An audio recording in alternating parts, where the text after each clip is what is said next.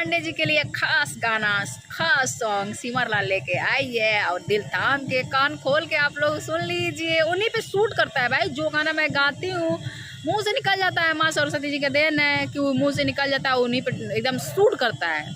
तो सुन लीजिए आप लोग।